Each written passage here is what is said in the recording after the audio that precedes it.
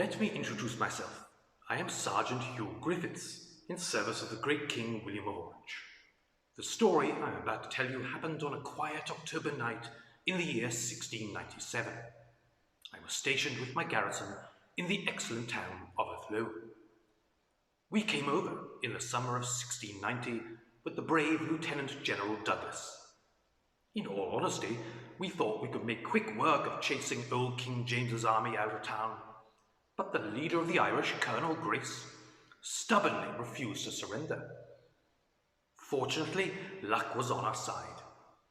As the colonel was very old, his leadership at Athlone was brief, and the following summer, the French General Saint-Roux relieved him of his role as the governor of the town. With help of General Hinckel's troops that joined us at the end of the winter, we renewed our attempt at capturing this head town in the county of Roscommon. The siege that followed was one of the most frightening battles I have ever witnessed. From across the river, we unleashed the full force of our cannons at the castle. It was a hell upon earth. Our patience and efforts were rewarded when we finally took control of the fortress as the Irish fled. Most of our army gave chase after them, but I stayed behind. I was given the responsibility of overseeing the repairs to the town walls. Little did I know what a strange and dangerous task this would be. At first, all looked as it always does after battle.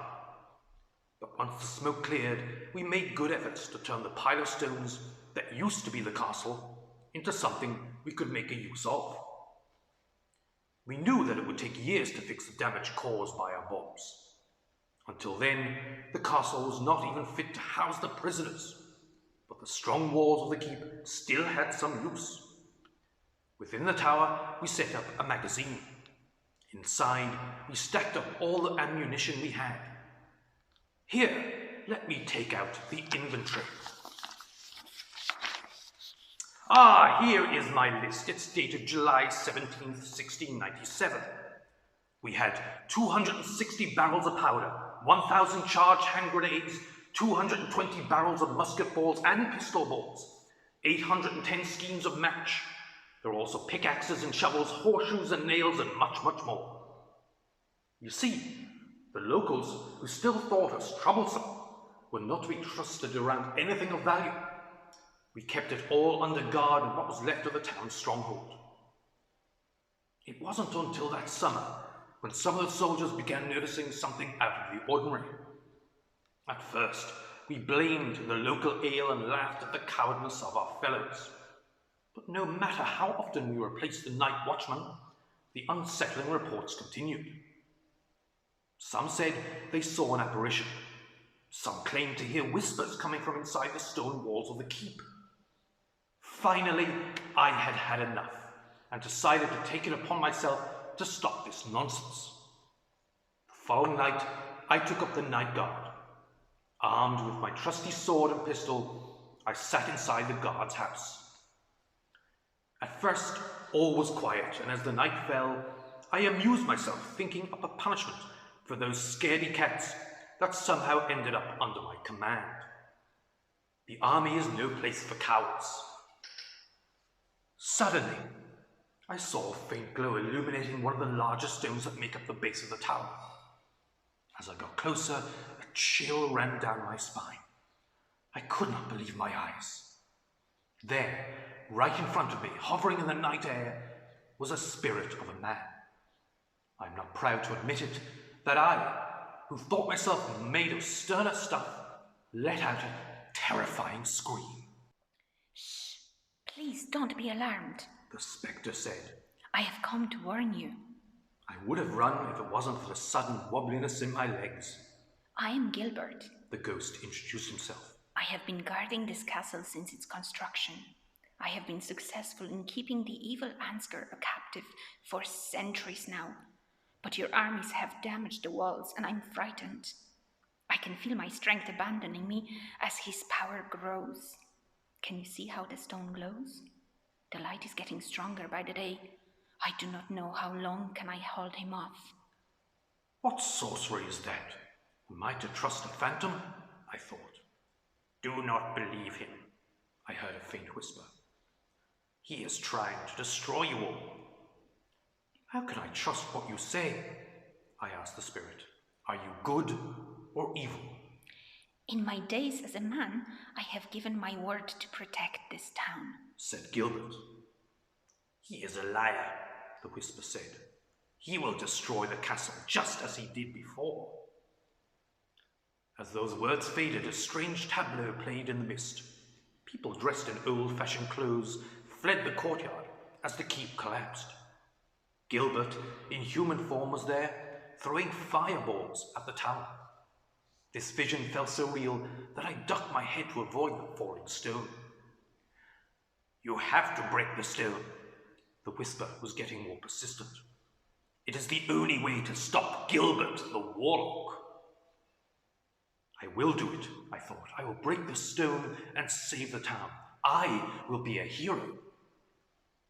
I took a swing, and with all the strength I possessed, I smashed my sword into the enchanted stone. As the steel sliced into it, a sudden flash blinded me completely, and Gilbert's scream filled the night air. Oh, Hugh! What have you done? Once I could see again, I knew that I had made a grievous mistake. The unease I felt when I first saw the ghost of Gilbert paled in comparison to the terror that gripped my heart at the sight of the evil I had just unleashed. A cloaked figure, taller than any man I have ever seen, stood before me laughing. Ha ha ha! Long have I waited to be free again. Tonight is the night when I finally destroy this ungrateful town. You see, Ansgar was the evil warlock who held the people of Athlone in contempt.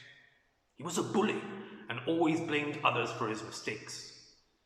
A long time ago, just after the fortress at Athlone was completed, Ansgar attempted to destroy the castle as well as the town. Young Gilbert risked his own life to stop him. He managed to deflect the warlock's evil spell, trapping Ansgar within one of the stones. If only I knew all of this before that tragic night. I looked at Gilbert, who went pale at the sight of his nemesis.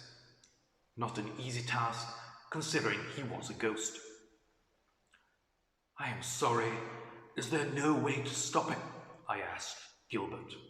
I do not know, but we must try, the spirit answered.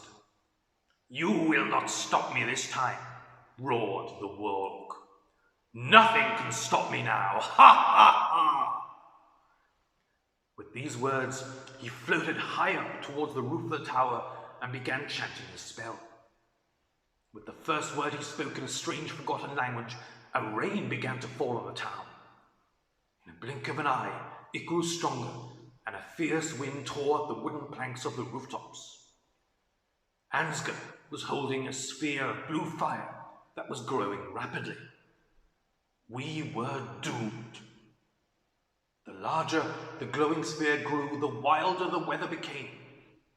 And when the church bells chimed 4 o'clock in the morning, the storm was raging over the town with lightning tearing the night sky time and time again.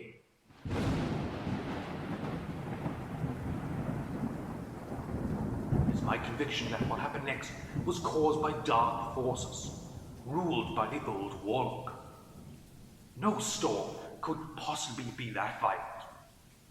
Lightning bolt after lightning bolt was captured within Ansgar's spell until it sparked, hissed, and crackled like a wild beast. In the end, it grew too powerful to control, and with a deafening thunder, it exploded.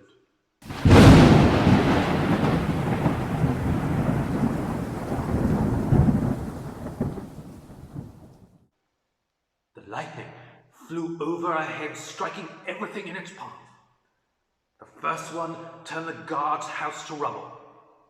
The next lit up the old oak tree that stood in the middle of the courtyard. But the final blow came when the third one struck the keep, igniting the gunpowder within. Boom! I would have perished on the spot if it was not for Gilbert. He stretched and spread his ghostly person over me like a shield. I I could see stones and burning debris falling from the heavens and bouncing off him. Ansgar was not so lucky. He underestimated the power of this ancient spell and once again fell victim to his evil machinations. The last anyone saw of him, he was flying in the direction of the moon. What happened to the castle, you ask? Sadly, even the courageous Gilbert was not able to save the Athlone fortress from ruin. In its place stood a stone circle with a blackened crater in the middle of it. The town was alight with fires, and by that time, over 60 houses had turned to ash. Many more were still burning. "Oh, what have I done?" I cried. "I have brought an end to this great town." It takes more than a fire to destroy this town, Gilbert said. Athlone is not the castle and a few houses. It is people. Just look around. I turned towards the river and saw the crowds lining the streets, each person with a bucket full of water, working in harmony to stop the inferno around them. "Is there hope then?" I asked. Of course there is hope. Replied Gilbert. They will rebuild the walls just like they did before, and I will help you build a new, stronger castle with a magazine that will withstand even the worst explosion. "Thank you, O Spirit," I said. "I will not rest until this town is the brightest of the jewels in the King's land." And here I am, no longer a man, but a spectre, protecting the town of Athlone together with the brave Gilbert and our other friend, the fierce Viking Olaf. Maybe I will let him tell you his tale some other time.